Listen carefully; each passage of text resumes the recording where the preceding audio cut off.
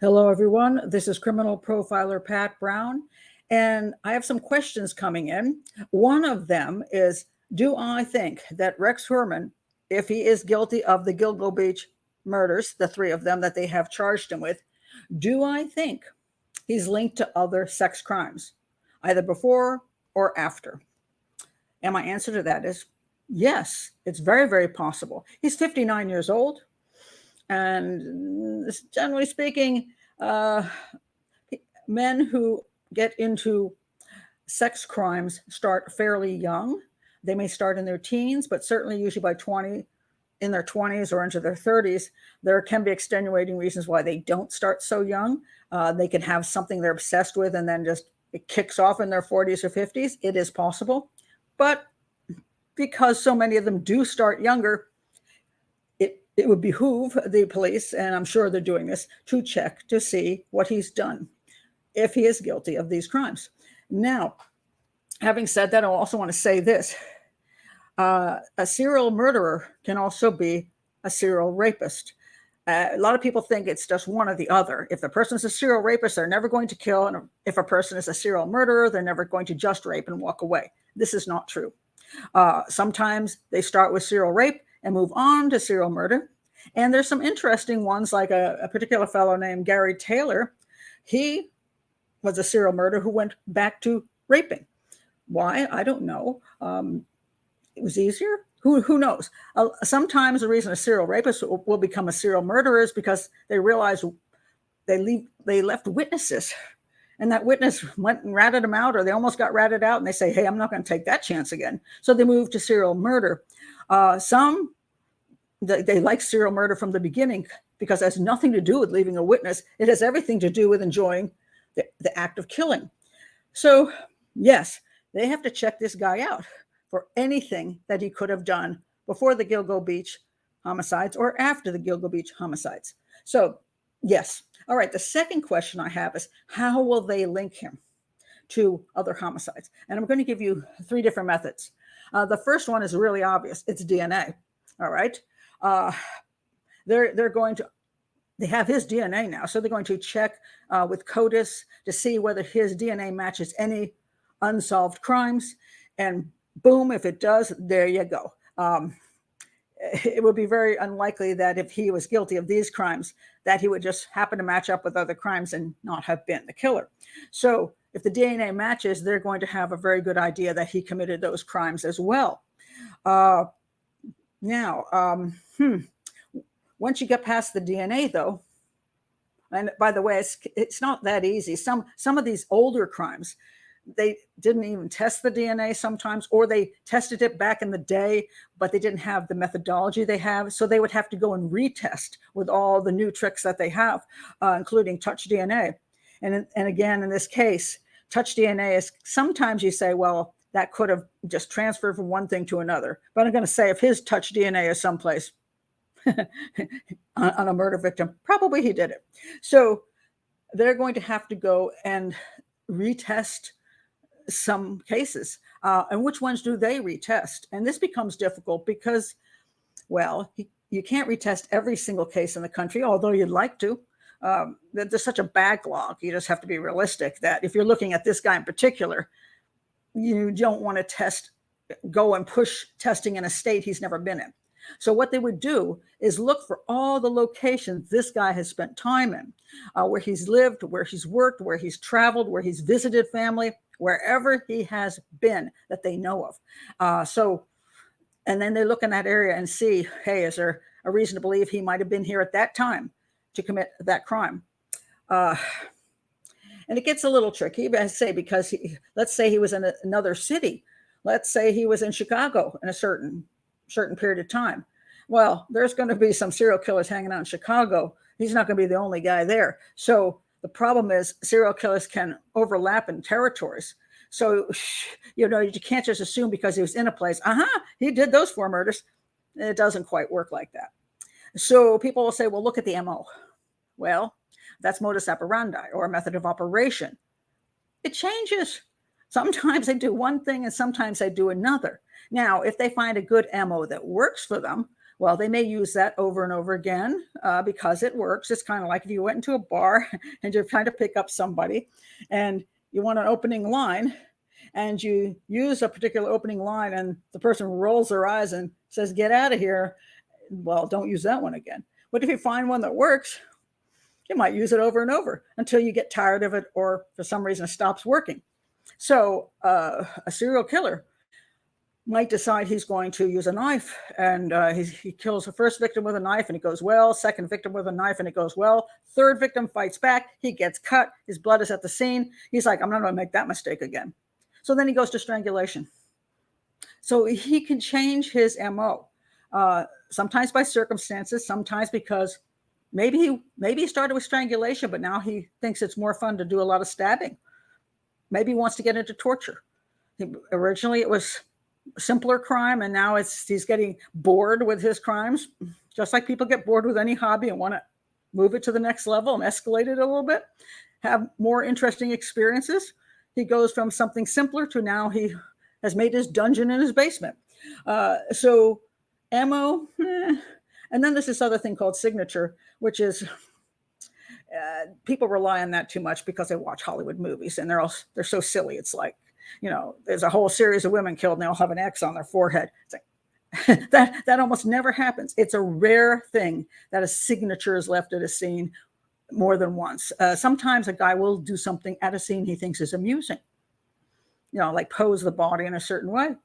But a lot of times the guys who might do something fun, and I say fun with quotes on it, it's fun for them, not for the victim or for us, set that person up in let's say set them up so that, for example, Danny Rolling, he had one woman's head he stuck up on the shelf there, so when the police opened the door, there was her head, and it was horrifying. And he probably got a big kick out of the thought of the police entering and there's the head, and also that they would take crime scene pictures, and he'd know that was going to go down in history. He would have his work documented like that. How neat. But he only did that once. So was it a signature? Not really. So it is unusual to have somebody do exactly the same thing and leave like bows around their necks or have them reading a book or whatever, Hollywood stuff. It's not that easy to link crimes through signature or MO. So you have to really be careful about that. So if he's in another town and there's a series of rapes or a sexual homicide, or even just one, did he do it or didn't he do it? Well, it's a good question, and you have to be careful when you analyze that so you don't waste a lot of time and money. So that's what they're going to do. So they're going to be looking, and when they're doing that and they have DNA, then that's a good thing. Let's go to the second way they might link him to crimes. Well, they just found these storage units. If they open up the storage units and inside the storage units are photos of dead women, and I don't mean from the newspaper, I mean pictures of them dead in wherever location they got killed in, that's pretty darn good.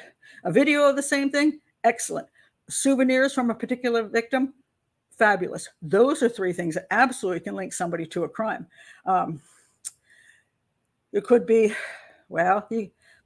could be writings he had about something. He had documented it in a diary. Something he left at the scene from himself, like dropped his driver's license. Although that if he did that, he should have been caught a long time ago. Let's say he dropped something. Like in one of the scenes, there was this belt in the Gilgo case. There was it Gilgo or was it just Long Island? I can't remember which victim it was. But the belt was found at the scene with a HW. Is it his? I don't know. If they prove it's his, well, that's a piece of evidence. But people drop things at scenes, something that could link back to who they are. So that would be items, essentially, some kind of item that's not DNA that would link him to the scene. This is the second way. The third way, this is the tricky one that we have to be very careful of. Detectives have to be careful of this. The public and the victims' families have to be careful of this one. This is where there's some homicides they think he could do or could have done. And they say, well, we think he did those. Green River Killer, a whole bunch of the crimes went to him. The question is, were they his crimes? And depending on how much he knows about the other crimes. Sometimes once a serial killer is caught, that game is over for them. They can't actually go out and commit any more sexual crimes anymore. Well, they could maybe in jail, maybe in prison, they can do a few of those, but they can't go out into public and kill off women anymore or whomever. So they need a new game. And one of the best new games is to start confessing to crimes you didn't commit. Perhaps because you were an avid reader of crimes or the newspaper. And you say, I also killed that girl in Rochester, New York. I also killed that girl in Atlantic City, New Jersey. And he read it in the paper. Now he says he did it. Do you just check that one off and say, okay, it's his? No, you should not. Because unless he really knows something that was never made public and that no detective let slip when he was saying, did you commit that crime in Atlantic City? And the detective let slip some information that he shouldn't have. And he goes, oh yeah, I did that because, and he repeats. He's led into a confession. That's not good. Because, it has happened. They like running up their numbers for publicity. And they can get some kind of author to come in and say, okay, let's talk about, instead of just three girls that we know you killed, we want to go for the 30. You know, you said you killed 30. Let's talk about all the 30 because my book will be longer and more exciting. So serial killer, once they're caught, will confess to things they didn't do. They'll also confess to things or say, I killed somebody because they want to show where the body is, and they can get the detectives to take them on a field trip. They get bored in prison. So, hey, no, I killed that girl and then they go out and they get a McDonald's on the way, and then they can't find the location. They go, I thought I buried it here. And they can keep up this little game for quite a while. But in the long run, what you don't want to have happen is have any crimes assigned to him that are not proven to be his. The most important reason is this. Yes, it does bring closure to families. Some families, in cases where a serial killer, let's say the serial killer has been given 5 extra cases that he actually wasn't proven he did. The family can be very relieved because if they believe he did it, they feel they have closure, even if it's not true. On the other, also, the police can go, good, we got those 5 cases off the books. That raises their closure level and gets the families off their back. And then the public's like, oh, great, the right guy has been found, when it's never been proven. So a lot of people win, except the truth does not. And the other person that doesn't win is the possible next victim of the real killer who is still out there. And that, to me, is the number one reason you do not close a case unless you're absolutely sure that guy did it. And, closing a case does not mean you have to go to court and prove it. You can close a case administratively and then just take, that's it. They just close it. You put the files away and you say, we're done. And that's okay if you have enough proof. You still may not be taking them to court, but you have enough proof. So therefore, but if you're closing cases just because you can, and you don't actually have proof that this guy did it, that's wrong. It's wrong. It's a lie and it's wrong. And it leaves the possible real killer out there to kill again. So I'm not in favor of that methodology. So we'll have to see what they're finding a ton of more information about him. And I believe they're probably going to find, yes, he has committed other crimes. I do believe that. And what kind of crimes he committed, whether they were rapes or whether they were homicides, and how he did them, is going to be interesting to see. That is, as I said in the beginning, if he's actually guilty of the Gilgo Beach. And I'll have to say, right now, the evidence is pretty overwhelming. He's not guilty yet, as far as the law is concerned. He has to be taken to court, has to be proven. But I'm going to say, it certainly looks like the prosecution has one very good case against him in those 3 homicides. So those are my thoughts. Please, if you haven't been to the channel before, please do like and subscribe and check my playlist for all the other cases that I analyze. And this is a educational channel for profiling. I want you to know that. So if you're interested in becoming a profiler, if you're a detective working and wanting to increase skills and knowledge, if you're just a person who's just interested in how things really work, please do check out all my videos. I have a lot by now on many different cases. So thank you for being here. Bye.